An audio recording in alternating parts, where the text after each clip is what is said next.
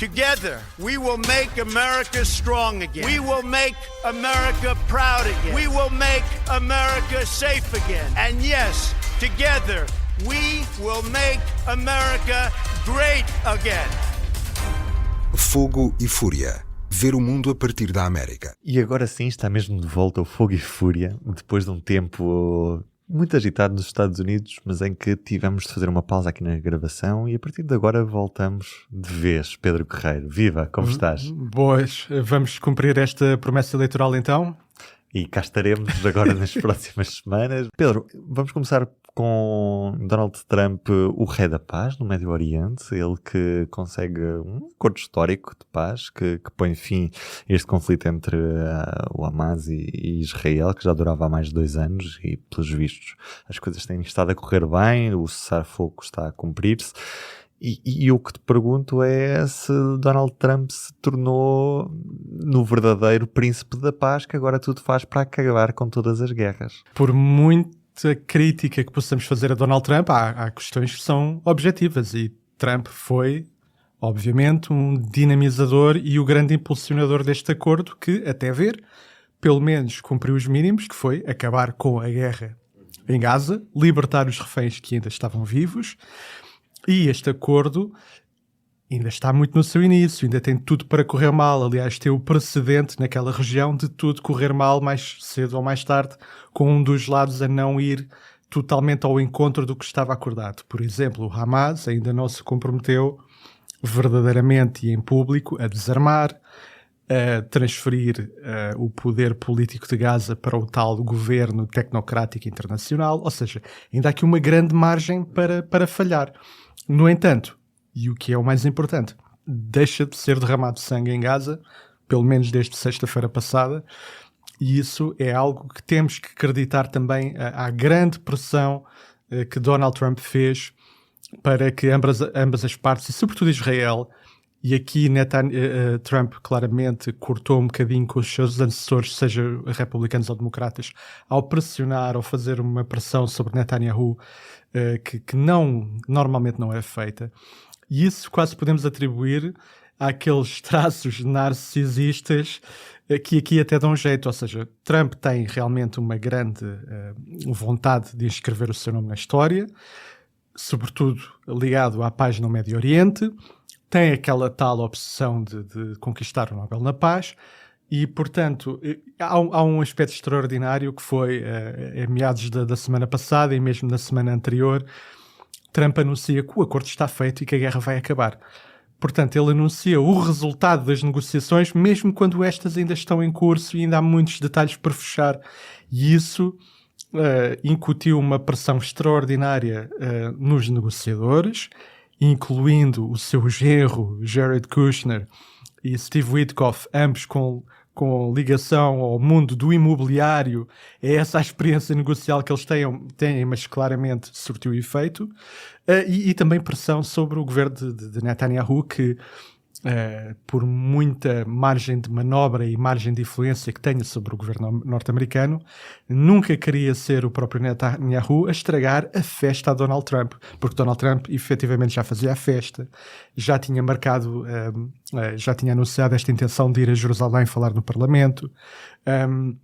Portanto, Trump precipitou os acontecimentos no terreno, as negociações, e é a ele que de facto temos que acreditar esta vitória diplomática, com todas as reservas, com tudo o que pode correr mal, mas sim senhor, de momento, e até prova em contrário, é o príncipe da paz no Médio Oriente. Em qualquer dos casos, o eleitor norte-americano não está muito preocupado com a situação política internacional, imagino eu, que valoriza outro tipo de assuntos. Olha, depende. Por exemplo, sim, regra geral não está, mas alguém notava com muita graça que a Fox News, que ignorou olimpicamente o conflito israelo-árabe durante os últimos 2 anos, menos quando precisava disso para criticar a anterior administração democrata, de repente, desde há 2 semanas para cá, não se fala noutra coisa na Fox News que não o grande trunfo diplomático de Donald Trump.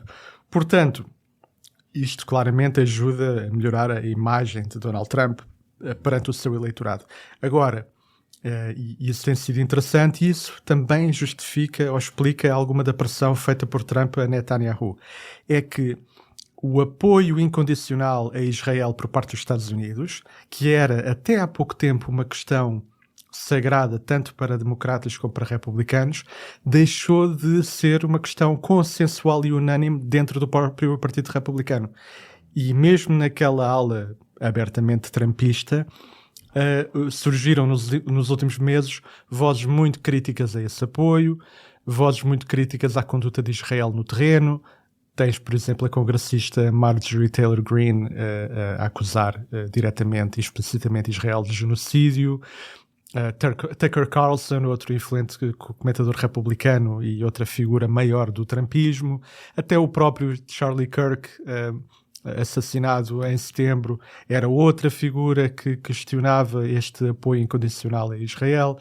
Portanto, Trump vem neste momento de uma ala dentro do Partido Republicano em que Israel deixou de ser uma questão sagrada e isso também lhe deu uma certa abertura para pressionar Netanyahu vamos lá fazer a paz, vamos lá chegar a bom termo. Ainda a guerra na Ucrânia, Donald Trump também está, de certa maneira, investido em acabar com esta guerra, não tanto como estava com esta paz no Médio Oriente, pelo menos para já, mas o que é certo é que Donald Trump tem este prémio Nobel no horizonte, este prémio Nobel da Paz, que quer muito.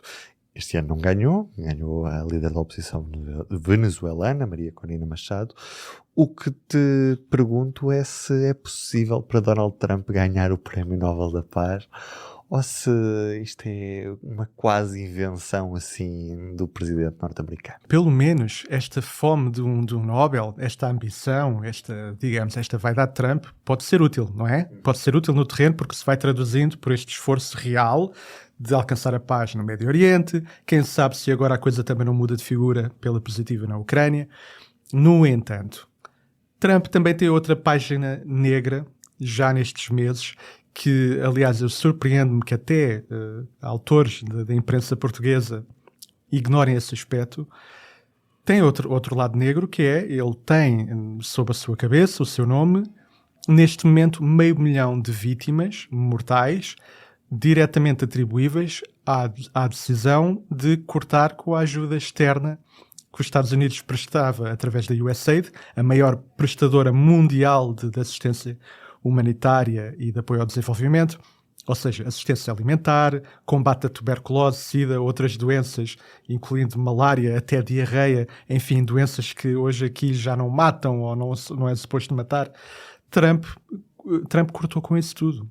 Portanto, há neste momento, segundo contabilizações de especialistas, 500 mil mortes atribuíveis a essa decisão, a esse corte, outras 14 milhões em perspectiva até 2030, e eu penso que isso por si só é claramente algo que desqualifica totalmente um presidente ou um líder político de vir a ser reconhecido pelos seus esforços de paz.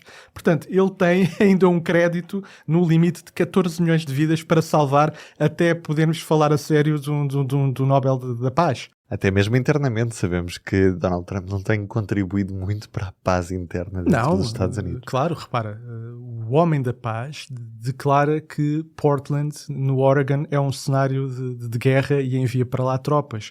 Quer enviar para Chicago, já enviou para Washington, para Los Angeles também, para Memphis, sempre alegando crises de criminalidade ou de atos de violência contra agentes federais que ou não existem de todo, ou de facto existem, mas são claramente empolados e não justificam utilizar forças militares para fazer policiamento, que é algo que a Constituição dos Estados Unidos proíbe, excepto em circunstâncias muito extraordinárias que não são claramente, como em Portland, meia dúzia de malucos vestidos de sapos a protestar contra a polícia da imigração.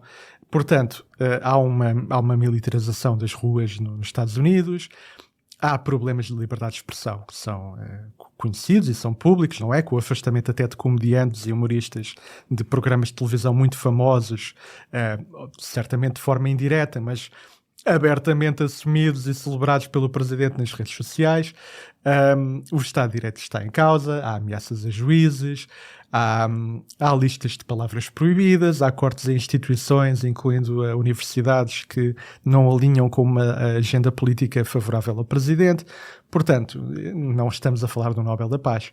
Ainda assim, é justíssimo que se reconheça que, neste caso concreto, no Médio Oriente, Trump ajudou, pelo menos de momento, a alcançar a paz.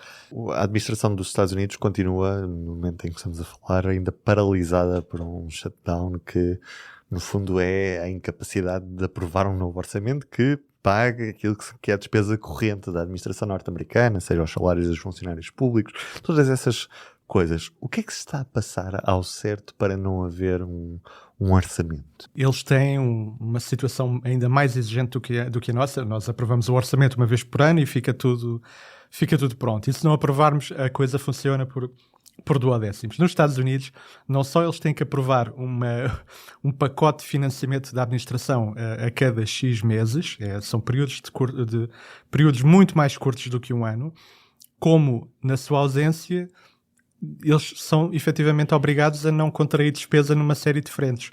E para tal, há 750 mil funcionários com salários congelados neste momento. Depois, quando finalmente houver dinheiro, serão pagos à partida com retroativos, mas de momento não estão a receber.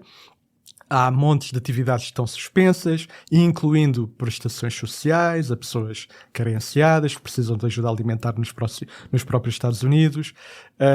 Esta é a situação.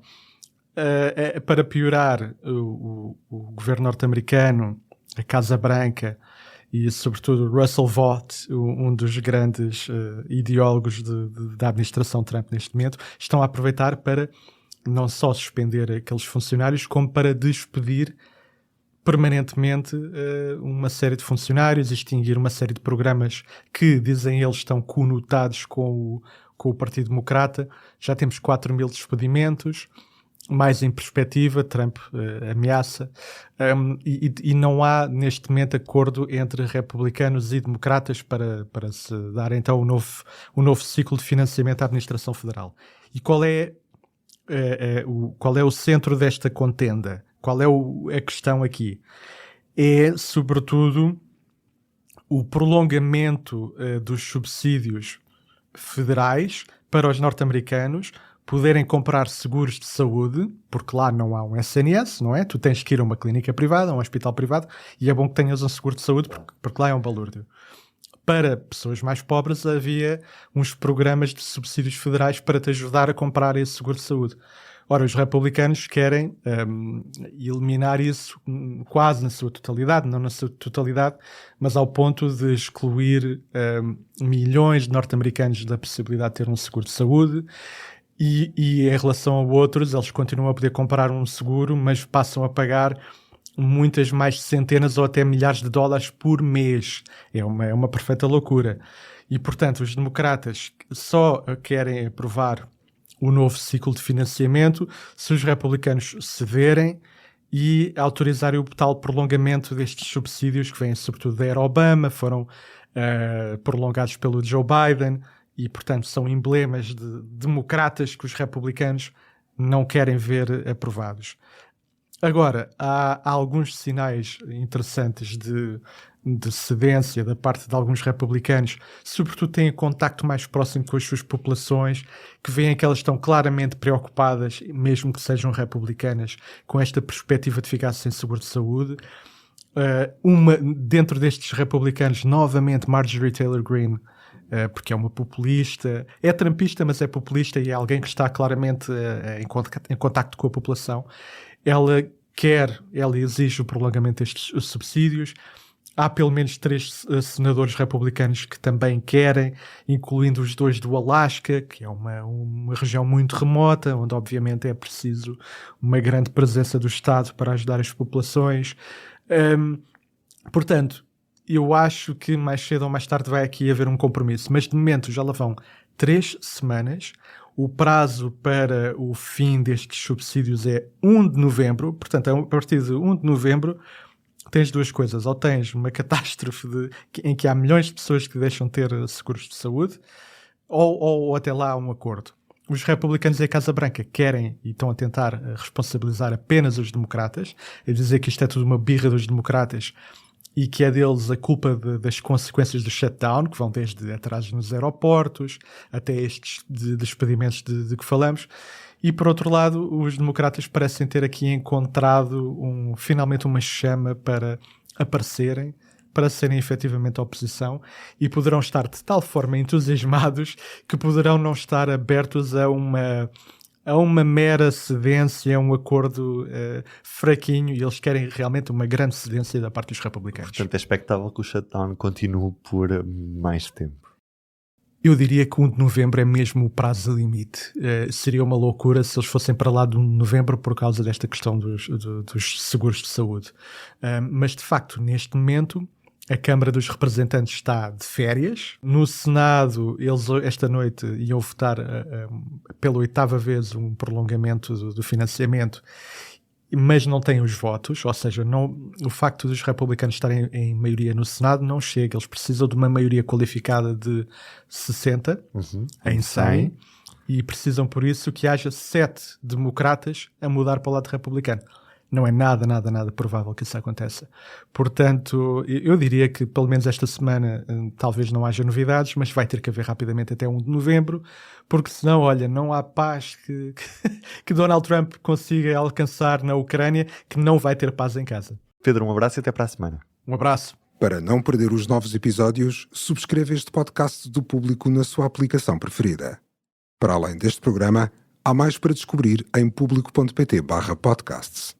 O Público fica no ouvido.